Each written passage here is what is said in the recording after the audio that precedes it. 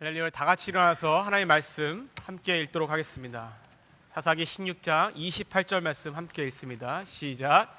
삼손이 여호와께 부르짖어 이르되 주 여호와여 구하옵나니 나를 생각하옵소서. 하나님이여 구하옵나니 이번만 나를 강하게 하사 나의 두 눈을 뺀 블레셋 사람에게 원수를 단번에 갚게 하소서 하고. 아멘. 우리 이번에 주위 분들과 인사하시면 앉을 때 여호와 하나님은 나의 힘이십니다 하고 인사하시면서 앉으시기 바랍니다. 여호와 하나님은 나의 힘이십니다. 여호와 하나님은 나의 힘이십니다. 우리가 접하는 사사기는 쉽게 말해서 사사들의 역사를 말합니다. 그럼 사사가 누구냐 궁금해하실 분들도 아마 이 자리에 계실 줄 믿습니다. 그분들을 위해 잠깐 설명하자면 이스라엘 백성들이 그들을 압제하던 애굽에서 모세와 함께 출애굽한 이후에 광야에 40년 생활 동안 방랑의 시간을 보내죠. 그리고 하나님이 약속하신 가나안 땅으로 정착하게 됩니다. 그리고 이스라엘 민족은 12개의 지파가 각기 분배받은 땅에서 정착하게 됩니다. 그런데 이 이스라엘 백성들은 하나님께서 그렇게 하지 말라 하셨던 이방인들의 죄악을 고스란히 답습하고 따라하고 그들의 우상을 섬기면서 이방 민족과 별반 다르지 않은 삶을 살게 됩니다. 스스로 하나님을 떠난 것이지요. 이방인들의 우상을 섬기고 그들의 죄악을 답습한 결과는 어떻습니까? 결국에 이방인들을 쫓아갔다가 그 이방인들에게 오히려 억압과 탄압을 받게 되는 결과를 맞이하게 됩니다. 종구에는 그 억압에 시달려서 그 탄압에 시달려서 하나님 앞에 그 억압으로부터 풀어달라고 간절히 회개하며 기도하였을 때에 하나님께서는 자신의 백성이라서 그들을 그 억압 가운데 벗어나게 하시고자 12개 지파의 연합 지도자를 세워주시는데 그들을 일컬어서 우리는 사사라고 하는 것입니다. 이 사사들을 통해서 하나님은 억압하던 이방 민족으로부터 그들을 벗어나게 하시죠. 그러니 이스라엘 백성들이 얼마나 감사했을까요? 그러나 그 감사도 오래가지 못합니다. 또다시 그들은 하나님을 떠나 하나님을 외면하고 하나님의 말씀을 버리고 다시 이방의 우상들을 섬기고 이방인들의 죄악을 따라하게 됩니다.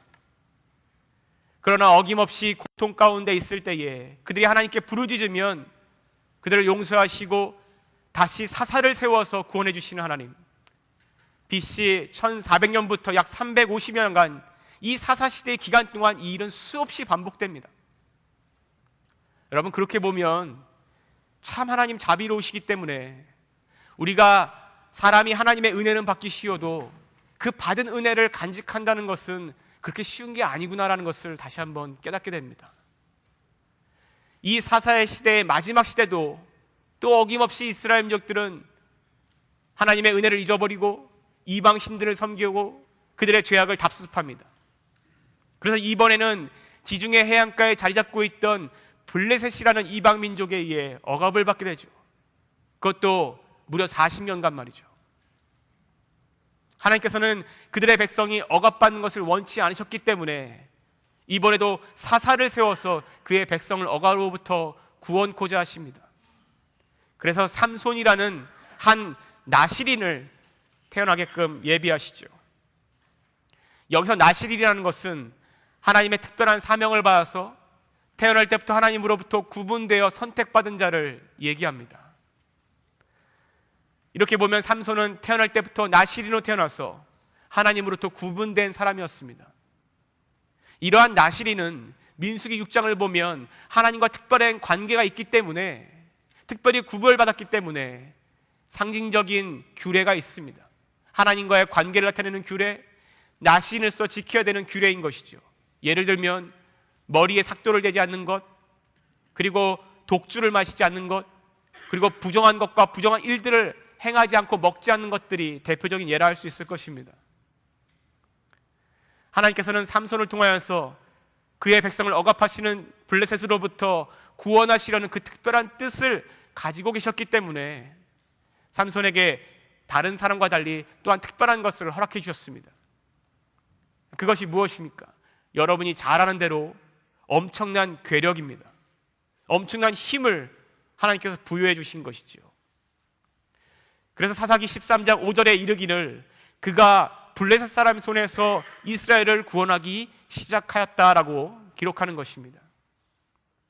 실제로 삼손이 사사가 된 뒤에 블레셋의 세력은 점차 주춤하고 뒤로 물러나게 됩니다. 여러분, 그것이 가능했던 이유가 무엇이겠습니까? 사사기 14장 6절은 정확하게 답변을 우리에게 주고 있습니다. 여호와의 영이 삼손에게 강하게 임하셨기 때문이라고 기록하는 것이죠. 이처럼 삼손은 태어나기 전부터 그 배후에서 하나님이 함께 해주시는 사람이었습니다. 엄청난 축복을 받은 것이죠. 그러나 실망스럽게도 사사기의 기록을 읽다 보면 이렇게 나실인으로 태어난 삼손이, 그리고 하나님으로부터 특별히 구분받아서 구별되어서 축복받은 삼손이 어떻게 나실인으로서 이런 행동을 할 수 있는가에 대한 의문을 품게 하는 그런 기록들이 이어집니다.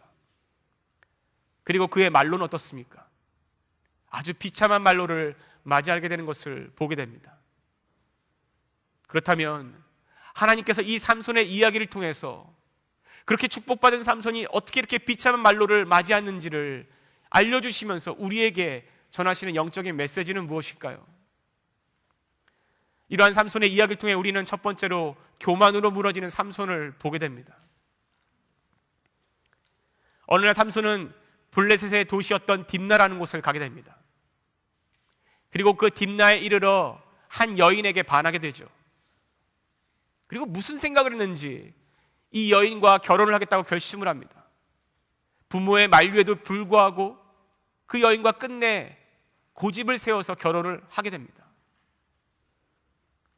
이방인의 죄에 물들까 봐 그들과 섞이지 말라고 말씀하셨던 그 하나님의 말씀을 어긴 것이지요.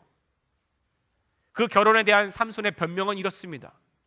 사사기 14장 4절을 보니까 그때에 블레셋 사람들이 이스라엘을 억압하고 있던 시기였기 때문에 그런 까닭에 삼손은 틈을 봐서 블레셋 사람을 치려고 하였다고 기록합니다. 즉 블레셋을 칠 틈을 얻기 위해서 이방인 여인과 결혼을 했다는 것이죠. 여러분, 삼손의 이러한 뜻이 있다면 하나님의 말씀을 어겨가면서까지 이렇게 하는 것이 용서가 되고 용납이 될까요? 이것은 하나님의 뜻과는 전혀 관계없는 아주 삼손의 지극적인 인간적인 생각에서 나온 전략이었을 뿐입니다. 어떻게 보면 참 유치한 변명에 지나지 않는 것이죠. 왜냐하면 사사기 14장 3절에 보면 그는 실제로 딥나의 이 여인에게 깊이 빠져 있었기 때문에 그렇습니다. 삼손이 물론 블레셋을 치고 그의 백성을 구원하는 것은 하나님께서 그를 사사로 세우신 뜻과 부합합니다. 그러나 그 방법에 있어서 하나님이 원치 않는 방법, 더군다나 하나님께서 그렇게 하지 말라는 그 방법, 하나님의 말씀을 어겨서면까지 블레셋의 여인과 결혼하는 것은 절대로 하나님이 원하시는 방법이 아니었습니다. 결국 하나님 말씀에 벗어나서 이 블레셋 여인과의 결혼은 삼손에게 수치만 안겨줍니다. 자신의 아내에 있던 블레셋 여인은 남편인 삼손을 배반하죠. 그리고 그의 장인이었던 블레셋 장인은 자의반 타의반으로 그 자신의 딸을 다른 블레셋 사람들에게 또 시집을 보냅니다. 그리고 삼손을 박대하고 홀대하죠. 결국 하나님 뜻과 상관없는 자신의 생각과 판단대로 이루어졌던 행동들이 오히려 자신을 궁지에 몰아버리고 굴욕과 수치만을 남겨주게 된 것입니다. 구약시대 때 수많은 믿음의 사람들을 한번 보십시오. 하나님의 뜻과 상관없는 자신의 생각과 판단대로 행동했을 때 실패를 경험하는 것들을 우리는 성경을 통해 보게 됩니다. 그래서 성경은 하나님의 뜻을 구하는 것이 얼마나 중요한지를 우리에게 일러줍니다. 우리의 생각과 우리의 판단에 이것이 하나님께 영광이 될 수 있을 것이라고 생각하여도 때로는 하나님의 뜻과는 다르다는 것을 보게 됩니다. 더구나 하나님의 뜻과 다른 방법으로라면 그것은 절대로 결코 하나님의 영광이 될 수 없는 것입니다. 하나님의 영광을 구하길 원한다면 하나님의 뜻과 방법대로 해야 하는 것입니다. 뭐 어디로 가든 정상만 가면 되는 것이 아니냐라는 그런 식의 생각은 하나님의 일을 하는 데 있어서 가장 위험한 생각입니다. 그래서 하나님의 뜻을 구하는 기도가 중요한 것이죠. 오죽하면 바울도 로마서 12장 2절 말씀에 하나님의 선하시고 기뻐하시는 뜻이 무엇인지 먼저 분별하라고 얘기하는 것입니다. 삼손은 이 점을 간과하고 있던 것이죠. 어쨌든 결혼에 실패한 수치론에서 삼손은 블레셋 사람들의 밭을 모두 다 불로 태워버립니다. 이에 격분한 블레셋군 1000명이 레히라는 곳에 진을 치며 삼손을 죽이려고 올라옵니다. 그러나 강한 삼손을 이길 수는 없었던 것이지요. 그의 뒤에 함께 하시는 하나님이 계셨기 때문에 그렇습니다. 결국 이 1000명의 군사가 삼손에 의해 죽임을 당하게 됩니다. 이 일로 블레셋은 크게 주춤하게 됩니다. 이제 이스라엘 민족을 억압하던 그 블레셋 세력들이 주춤해지기 시작한 것이죠. 오히려 삼손으로 인해 이스라엘을 눈치를 봐야 되는 상황이 벌어진 것입니다. 전세가 역전된 것이죠. 그만큼 삼손은 감히 범접할 수 없는 상대였던 것입니다. 하나님의 뜻과 부합되지 않은 삼손의 인간적인 생각이었지만 그를 통하여 이스라엘 백성을 구원하시겠다는 하나님의 그 신실하신 뜻이 있었기 때문에 그러한 상황에서도 하나님은 신실하게 약속을 이뤄가고 계시는 것을 우리는 보게 됩니다. 삼손을 사용하여서 블레셋의 억압으로부터 벗어나게 하신 하나님, 이것은 전적인 하나님의 결과이지 삼손의 용맹함의 결과가 아니라는 것을 우리는 기억해야 합니다. 이 일로 인해 삼손과 블레셋은 철천지 원수가 되는 것이죠. 언제라도 블레셋인들은 삼손을 죽이고자 합니다. 그러나 삼손을 죽이는 것이 그렇게 쉽지는 않죠. 그만큼 삼손은 강한 자였고 무엇보다 그 뒤에는 하나님이 계셨기 때문에 그렇습니다. 이러한 괴력이 블레셋인들에게 얼마나 위협적이고 그들을 제압할 수 있는 큰 힘이라는 것, 그것을 삼손이 몰랐을까요? 삼손도 자신의 힘을 알았을 것입니다. 그런데 여기서 큰 착각에 빠지는 것입니다. 바로 그 힘, 그 괴력, 누가 주신 것입니까? 하나님이 주신 것입니다. 한마디로 그 힘의 원천, 근원은 하나님이신데 그것이 자기에게서 나온 것으로 착각하고 있는 것이죠. 삼손의 이러한 교만함이 드러난 사건이 사사기 16장 1절에 기록되어 있습니다. 삼손이 가사에 가서라고 기록합니다. 여러분, 가사라는 도시가 어떤 곳입니까? 당시 블레셋의 5개의 성읍 가운데 가장 크고 번화한 도시가 가사였습니다. 한마디로 블레셋인들에게는 자랑이고 상징인 것이죠. 그런데 그러한 가사에 아무런 병력도 없이 혼자 덩 하고 간 것입니다. 어디서 오는 자신감일까요? 지금 블레셋인들이 삼손을 죽이려는 것들을 삼손이 모를까요? 당연히 알고 있습니다. 그럼에도 불구하고 혼자의 힘으로, 혼자 발로 그 상징적인 가사의 도시에 덩 하고 나타난 것입니다. 그 거리를 활보하고 있는 것이죠. 그러나 블레셋 사람들이 덤비지도 못합니다. 이미 1000명을 혼자서 죽인 삼손을 경험했기 때문에 그렇습니다. 감히 누가 나를 죽이겠느냐 하고 그 거리를 활보하지 않았을까요? 가사에서 삼손은 다시 한번 하나님 말씀을 벗어버리는, 어긋나는, 어기는 그런 행동을 하게 됩니다. 사사기 16장 1절은 삼손이 가사에 가서 이후에 가사 거리를 활보한 뒤에 한 기생을 보고 그 집으로 들어갔다고 얘기합니다. 이러한 교만함으로 비롯된 행동들이 하나님 말씀을 벗어나게 또 만드는 것이죠. 자칫 그 교만함 때문에 어이없게 목숨을 잃을 수 있는 상황이 벌어질 수도 있는 것입니다. 왜냐하면 블레셋인들은 삼손이 기생의 집에 가서 잠들었을 때에 새벽에 틈을 타서 그를 결박하여 죽일 작정을 했기 때문에 그렇습니다. 삼손이 깊이 잠들었다면 어이없게 삼손이 목숨을 잃는 일이 벌어질 수도 있는 것이죠. 그러나 하나님께서 삼손을 선택하셨고 그를 통하여 뜻을 이루시겠다고 약속하신 바 그러한 삼손을 내버려 두실 수가 없었던 것입니다. 삼손의 목숨을 그리 쉽게 잃게 만드시지 않으시죠. 그는 하나님으로부터 선택받았고 또 그에게 내리신 사명이 있기 때문에 그렇습니다. 이쯤 되니까 삼손이 이렇게 교만하고 방자하게 행동을 해도 참으시는 하나님을 보니 참 하나님이 자비로우시구나, 인내하시는구나라는 것을 보게 됩니다. 블레셋인들의 매복을 눈치챈 삼손이 밤에 잠을 깹니다. 저는 하나님이 삼손을 깨우셨다고 믿습니다. 자칫 잠이 깊이 들어서 목숨을 잃을 수 없는 상황이었는데 그런 상황을 벗어나게 해주시는 것이죠. 이후 사사기 16장 3절은 이렇게 기록합니다. 삼손이 밤중까지 누워있다가 그 밤중에 일어나서 가사 성읍의 문짝과 그 두 문설주와 문빗장을 뜯어버린 것입니다. 그리고 어깨에 메고 이스라엘 땅인 헤브론 앞으로 가서 그 꼭대기에 그것을 박아놓은 것입니다.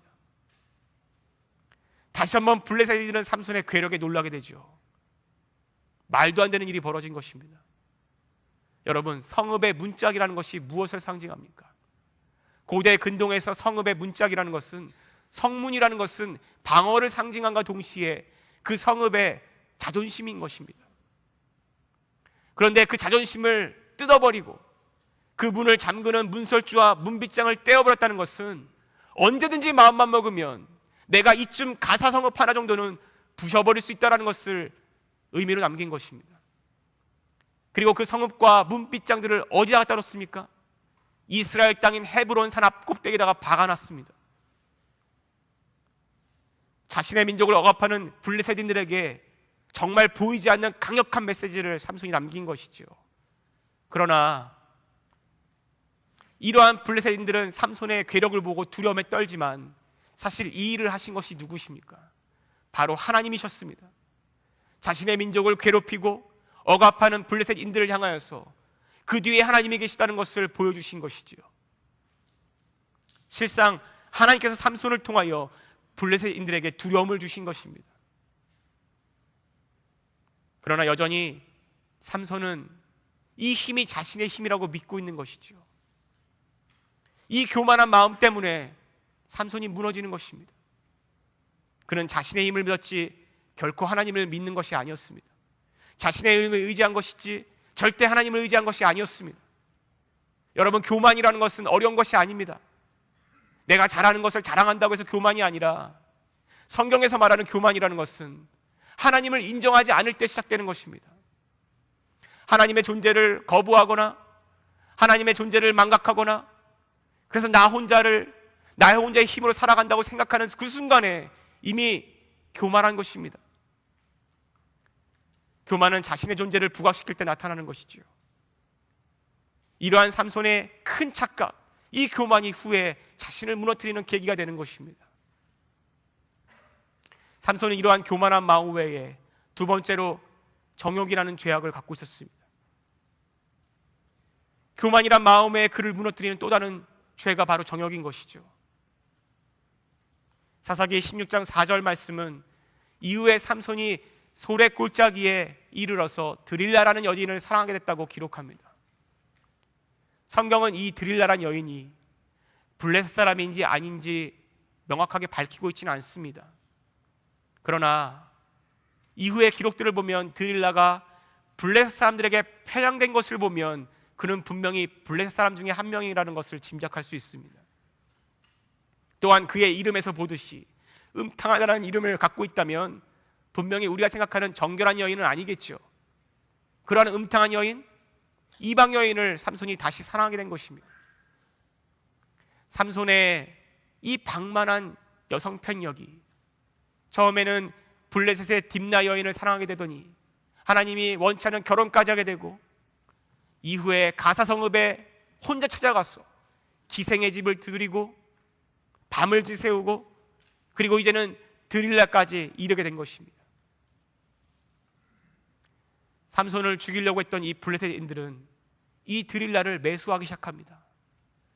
은천 100개를 매수하여서 도대체 삼손의 힘의 원인이 무엇인지, 그 원천이 무엇인지, 어떻게 하면 결박하여 그를 죽일 수 있는지를 알고자 했던 것이죠.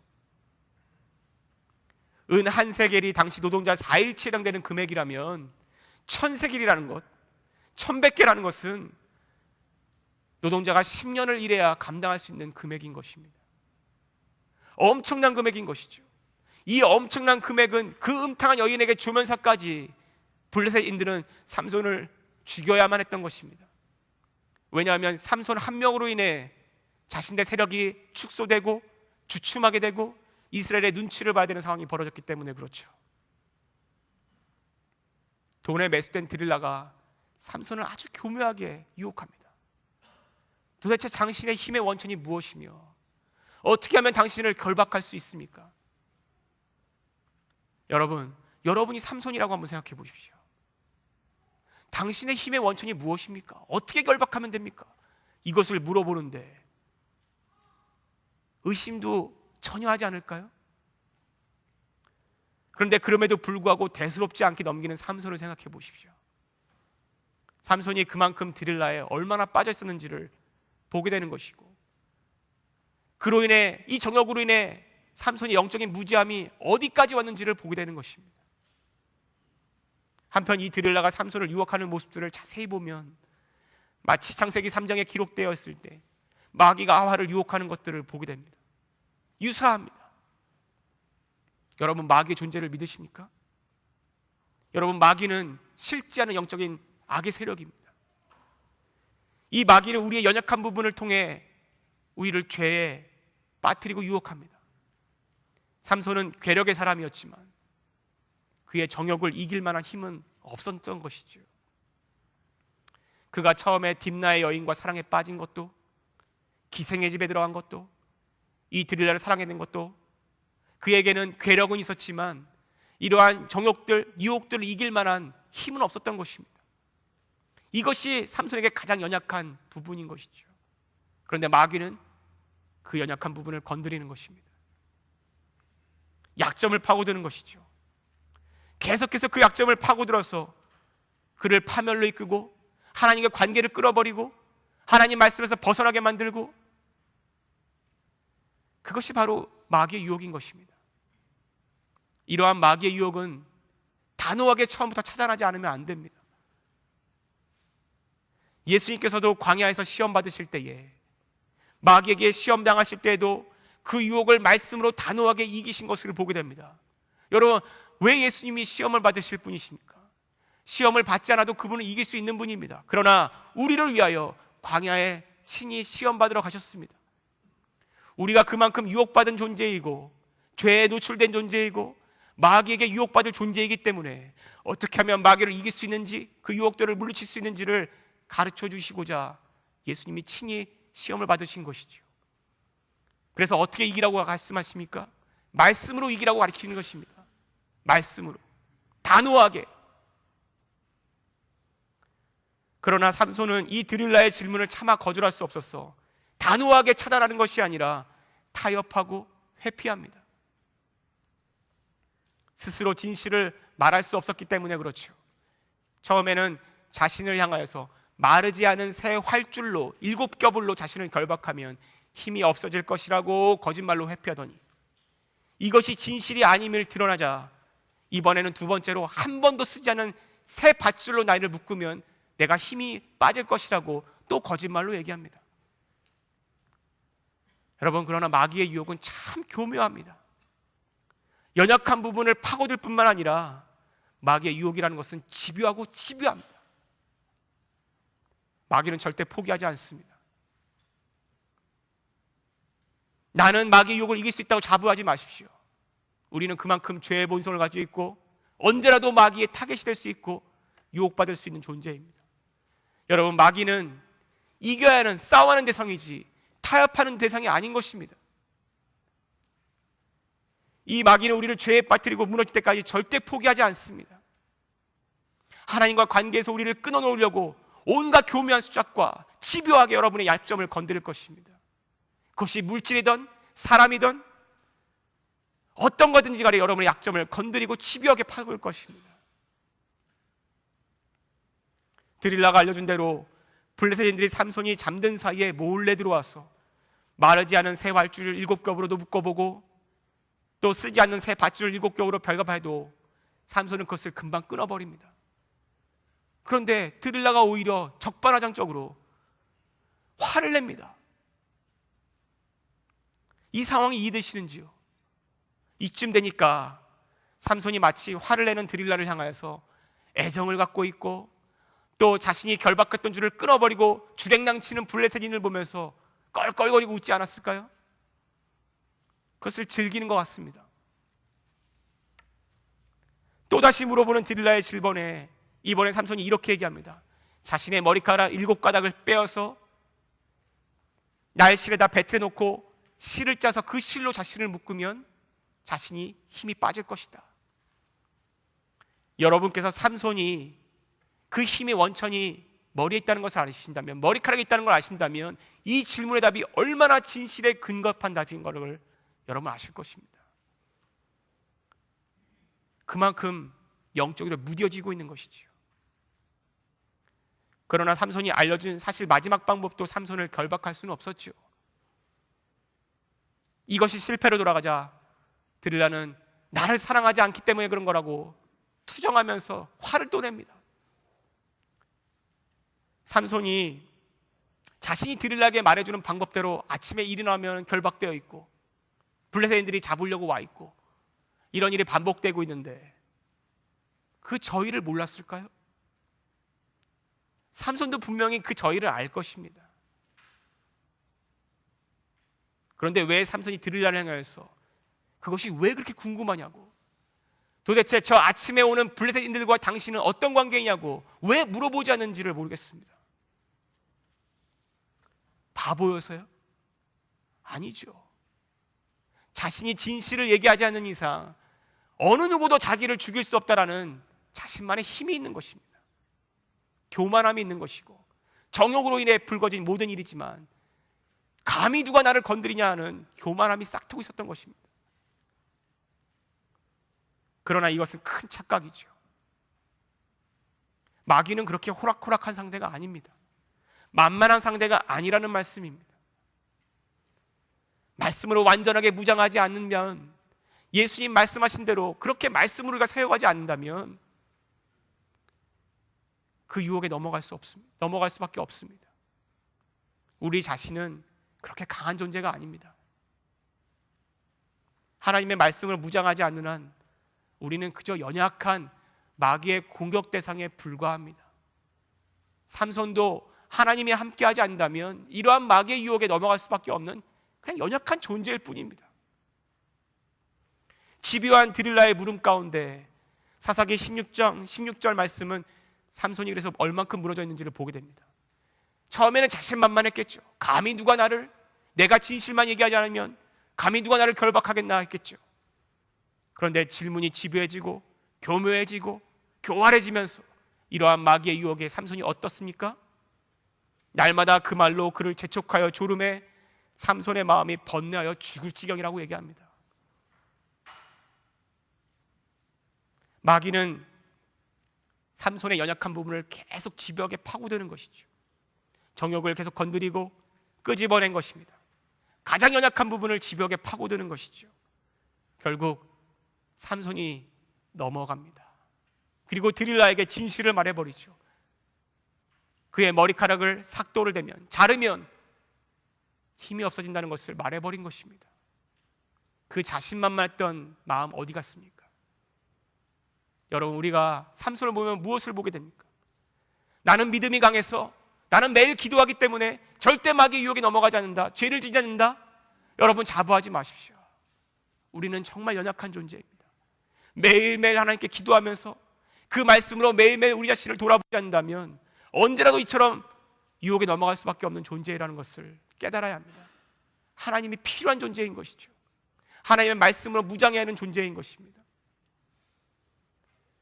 그런데 삼손의 이 발언은 단순히 드릴라에게 진실을 말해준 것 그 이상입니다.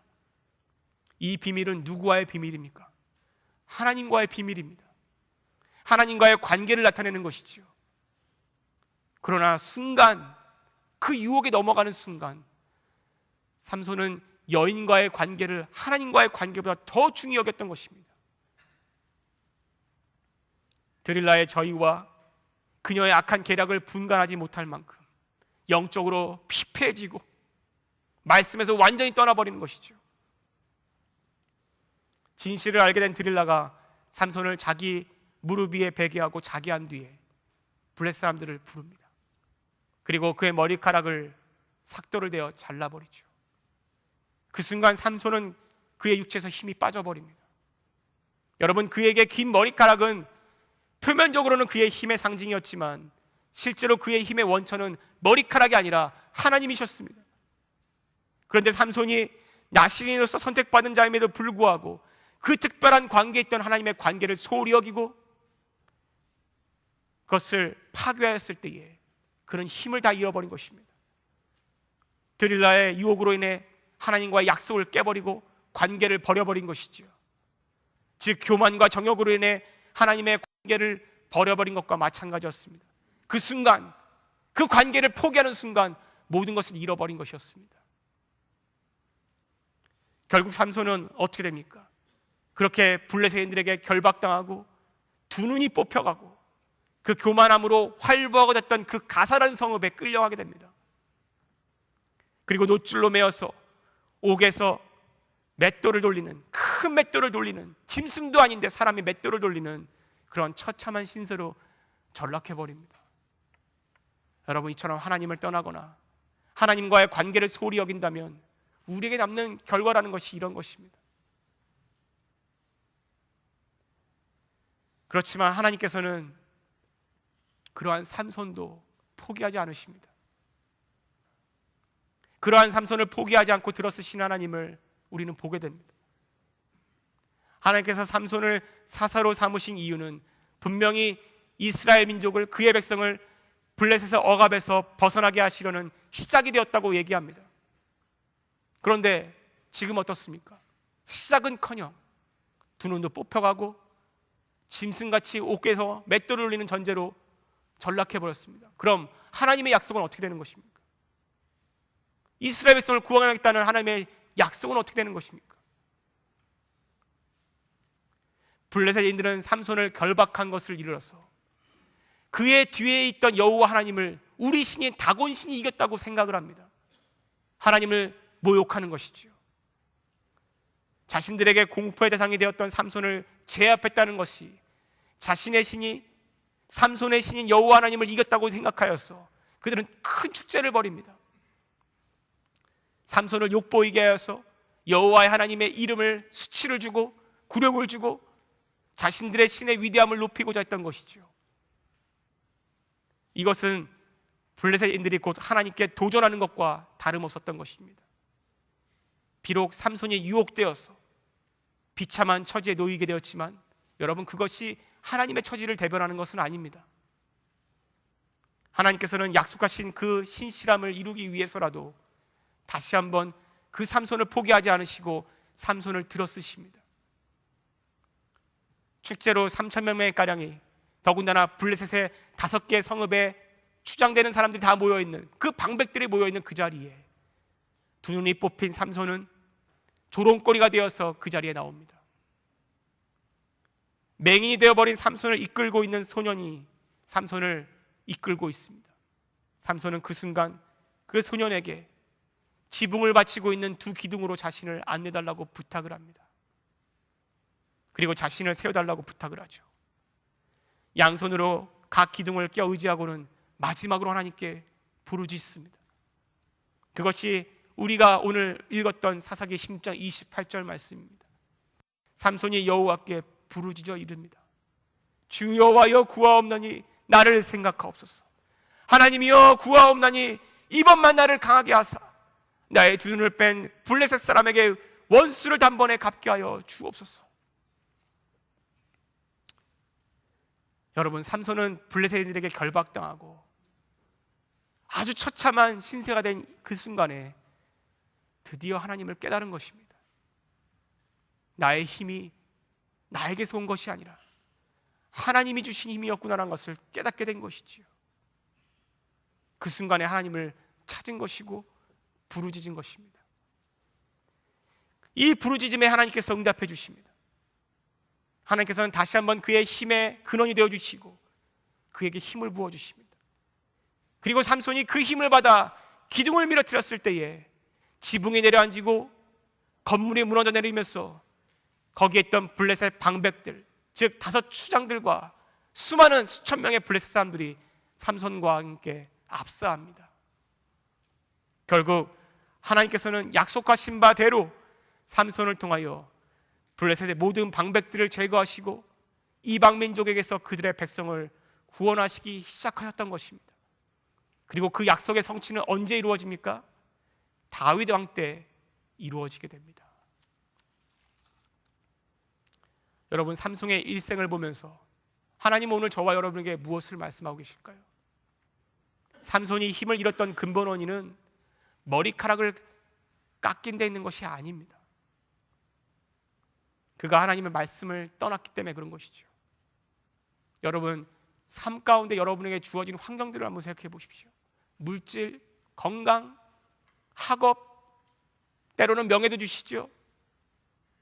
이 모든 것을 주신 분이 누구십니까? 바로 하나님이십니다. 그러나 교만이라는 것은 이 하나님을 인정하지 않는 데서 바로 시작되는 것입니다. 여러분이 얻은 성취물, 건강, 물질, 이 모든 것이 여러분의 노력과 힘에 의해서 이루어졌다고 생각하는 그 순간에 여러분은 이미 삼손의 교만함으로 하나님 앞에 선 것입니다. 여러분의 영역적인 연약함을 생각해 보십시오. 무엇이 있을까요? 그것이 물질에 있다면, 그것이 사람에게 있다면 마귀는 그것을 끝까지 건드리고 유혹할 것입니다. 집요하게 파고들 것이고 포기하지 않을 것입니다.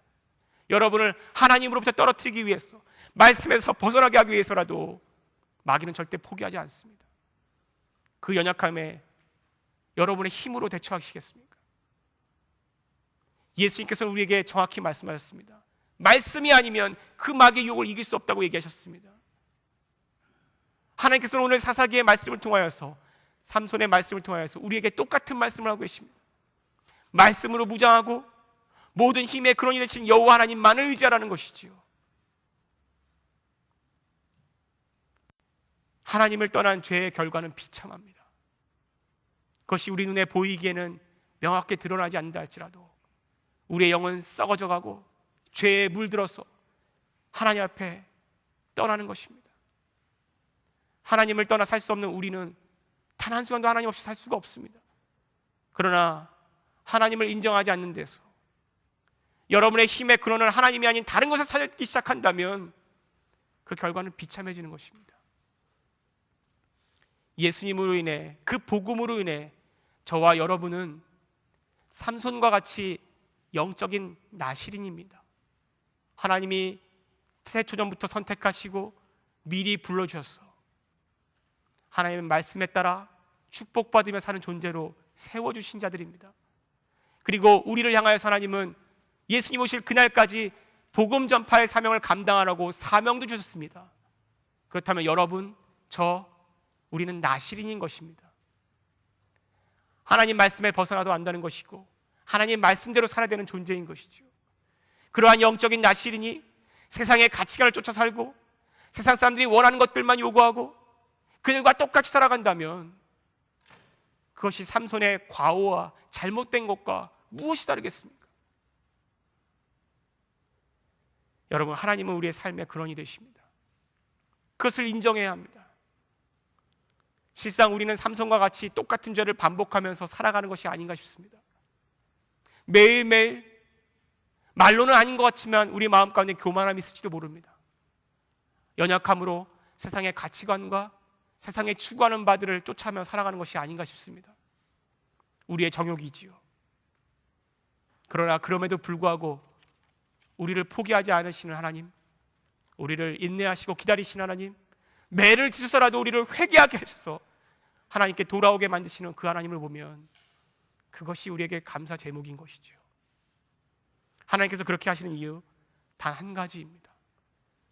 그분이 우리를 선택하셨고 우리의 아버지시기 때문에 우리를 버리지 않는 것입니다. 하나님께서는 이 약속 때문에 우리를 절대 포기하지 않으십니다. 삼손을 포기하지 않으셨던 것처럼 말이죠. 성경의 수많은 믿음의 사람들이 하나님의 말씀을 가까이 하라고, 하나님이 나의 삶의 근원이 되신다고, 그래서 아무것도 두려워하지 않고 염려하지 말라고 말씀하는 것도 이것입니다. 오늘 말씀 잘 새기시고 여러분 삶 가운데 하나님이 힘이 되어 주시고 근원이 되신다는 고백이 있기를 주님의 이름으로 정말 간절히 기도하고 축원합니다. 기도하겠습니다.